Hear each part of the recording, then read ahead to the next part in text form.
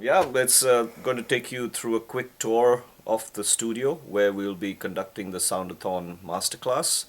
So just to give the people an idea as to the kind of equipment and the spaces they'll be working with. So come follow me. Right now we're in the control room, and with the desk that we have over here, this will be our main control surface for what we're working with.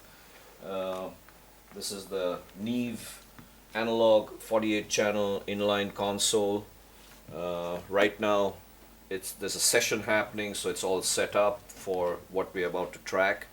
Working with Pro Tools version 10, that's the only piece of digital equipment that we have in the studio, and the monitors in question will be near field set of Dyne audios, and also the main monitors for the studio, which are the Genel X.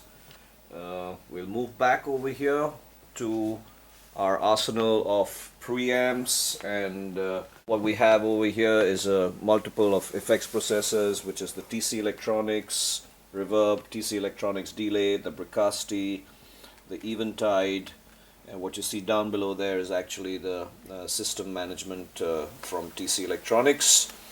What you don't see in the rack over here is because the hardware is inside my machine room, are the remotes for the Lexicon 960L. Various assortment of preamps, the APIs, the Shadow Hills, the George Massenburg Laboratories, the Avalon. Over here, masked a little bit by this bass guitar, is the Manley Pultec, the Distressor, the Manley Slam, and the Manley Variable Mu. On this end are the SSL racks of the 9000 Super Analog series, and the Oran Sonics preamp, and a compressor limiter, which has been custom built for me over here. And the D2A and A to D converters from Prism and DigiDesign. So this is all the stuff which is always in use, and we will be making use of everything when we do the masterclass. These are all my patch input lines for whether I want to use microphones or lines, depending how I want to use it. And the maze of junk, which is actually the most important part of this thing, is the pure traditional analog patch bay, which I will be running all of y'all through it as to how the concept of a patch bay works in an analog inline console. Moving into one of the dub areas, this is a small room which is quite deadened. This is where I would normally record vocals, or if I want something with a very tight sound, which not too much of room reflections coming in. In this case, I'm recording guitar amps. It's a small Ignator with a 2x12 Ignator cab. I'm just using a regular 421. This is not the way I would normally do it, but this is just like a guide guitar track, so therefore it's very, very simplistically mic'd. Sounds great for the purpose that we have. Moving straight on into the larger live area. This is the main soul of the live area of this room. In this case, today we are recording with drums. As you can see, it's a pretty complex setup. Lots of microphones to achieve different kind of tonalities which you might need for each and every song for the album that I'm currently recording. Great room, beautiful high ceiling that we have up over here to create whatever kind of ambience if you want in terms of volume, whether it's depth, height, all those kind of things.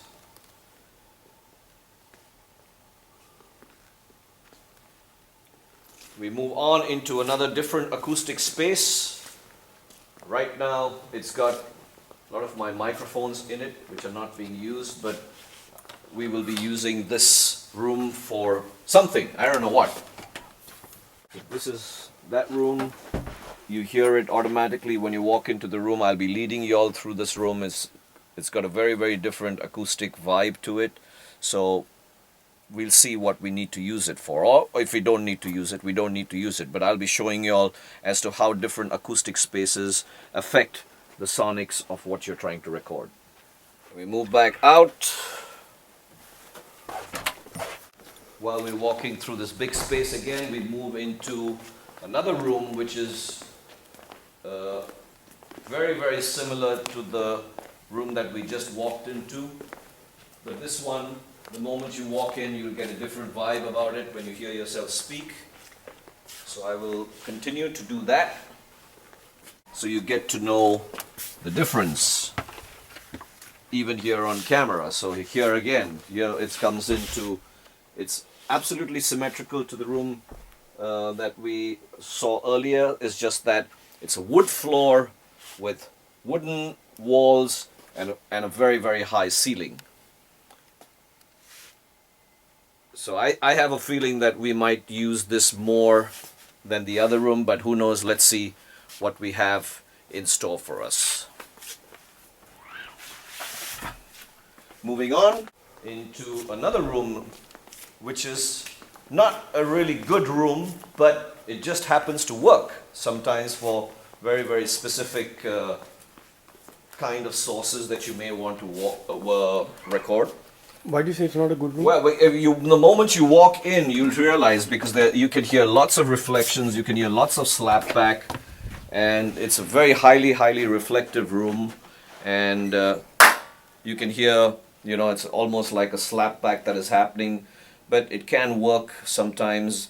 The reason why I decided not to correct this room is just so that it can be used for interesting effects rather than try and create something digitally or through my effects processors. I just left this room as is to make use of its imperfections. So we will also know, get to know as to how sometimes everything, when it is not absolutely perfect but can work in a particular creative setup, but only if that song demands it. So we get to see the good and the bad and the ugly too. And and we move back now into the control room, which is, like I said earlier, is the main area for what we need to work with. Here we are back again, and this is where I would like to tell all you people who will be attending the Soundathon Masterclass that it's going to be a great experience. One more time, it's going to be a great experience for me, and I can assure you that it's going to be a whole lot of fun. Thank you.